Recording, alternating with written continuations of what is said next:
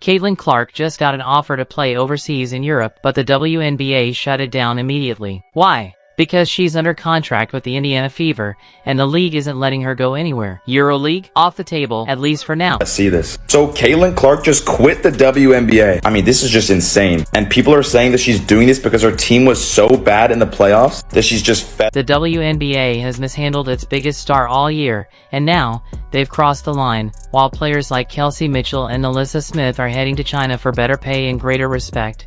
Caitlin Clark is being told no when she explores the same path. Suddenly, the WNBA realizes they have a superstar, and instead of supporting her, they want to lock her into a system that's failed her repeatedly. She's been underpaid, over-criticized, and left vulnerable on the court, and now they want her to stay another 4 years. When other leagues abroad are offering more money and more respect, the WNBA's refusal to let Caitlin chase better opportunities isn't just unfair, it's shameful. Clark has a bullseye on her back every single game. You must stop her. I don't think you look at Chicago and go, boy, if we stop Angel Reese, we're going to win.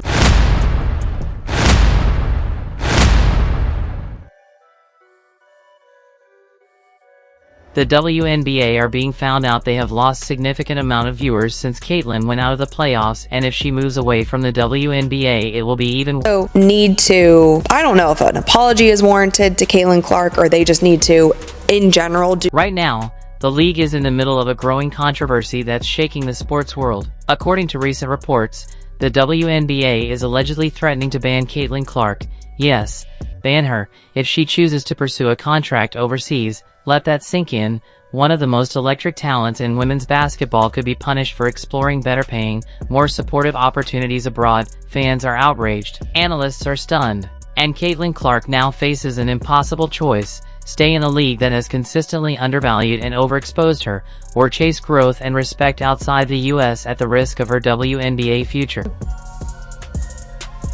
Do you care? When she transitioned to the WNBA, the excitement surrounding her entry into professional basketball was enormous. Clark is currently under contract with the Indiana Fever, a deal that reportedly binds her to the team for another 4 years. However, things have taken an unexpected turn recently. Rumors suggest that Caitlin Clark has received a lucrative offer from the EuroLeague, the premier professional basketball league in Europe, with the WNBA season now over. Clark has reportedly been weighing her options, and the prospect of playing overseas has become an enticing possibility. This potential move has sparked widespread speculation about her next career step. She's amazing in and of herself. She's an incredible basketball player.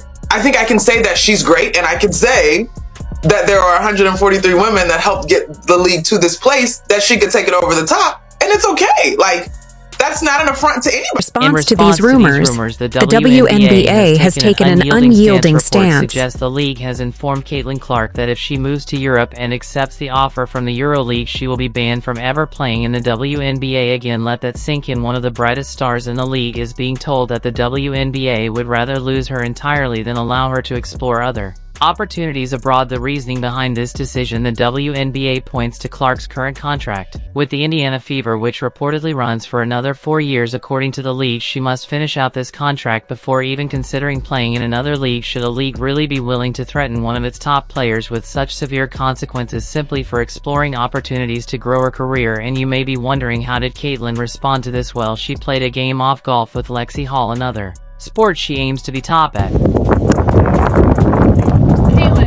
That could be in. Oh my god! Oh my god! Oh my god! Oh my god! Right from the pitch, she's away! Caitlin! What makes this situation even more outrageous is that the WNBA only seems to fully realize Caitlin Clark's immense value now that she's potentially considering other opportunities. The league was quick to threaten her with a ban if she moved to Europe, but where was this energy during the playoffs when Clark's team was knocked out and viewership immediately plummeted? It's no secret that Clark has single-handedly brought a massive audience to the WNBA. People don't just watch her games, they tune in specifically to see Caitlin Clark play. She's a game changer, a star whose presence elevates the entire league. Star in the league, Caitlin Clark, is only making a base salary of around $76,000 or $78,000. So Caitlin's rookie salary is a little over $300,000 for 4 years, and that's all that she's going to make in the W. However, when Clark's team was eliminated from the playoffs, the remaining games saw a significant drop in fan interest and viewership.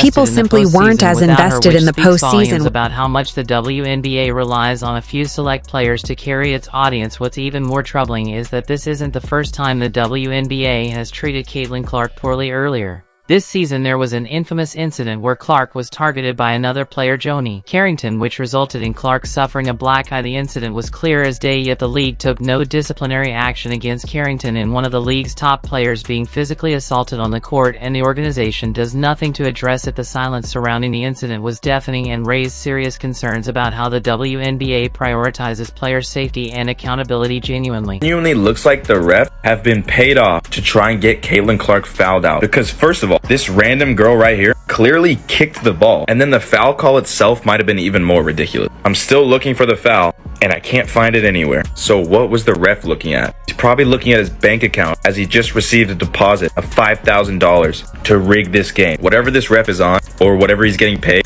needs to be investigated, and bro should be banned. But the mistreatment of Clark doesn't stop there. Despite having an exceptional rookie season, Clark was snubbed for a unanimous Rookie of the Year award. One voter, likely driven by personal bias or some ulterior agenda, chose not to vote for Clark and instead backed Angel Reese. This single act of pettiness prevented Clark from joining the exclusive group of rookies who've earned a unanimous vote for the award. To many, it was an undeniable moment of injustice, especially considering how Clark's season left no doubt about her deserving the honor. This snub, coupled with the league's inaction after the Carrington incident, has left fans outraged and questioning the WNBA's treatment of its rising stars. You know, Angel Reese had that injury to me, and also coming off of Olympic break, Caitlin Clark separated herself. Yeah. She should have been unanimous. Now, to celebrate her, one thing that people forget is, as a rookie, she was the most blitzed player in the WNBA, and she still put up 19, 5, and 8 And now the WNBA is taking things to an entirely new level. They're trying to lock Caitlin Clark down because they know that without her they're losing a substantial part of their fan base. Clark isn't just another player in the league, she's a phenomenon, a superstar who draws in viewers who might not typically tune into WNBA games. Her appeal goes beyond the court. She's a cultural figure who has brought much needed attention to women's basketball. The league is fully aware that if they lose her to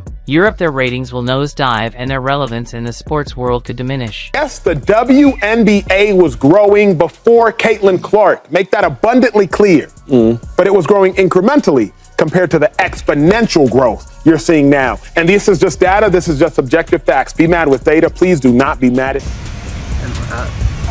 Is this like a, we're good, we're gonna call this a birdie? I don't think so.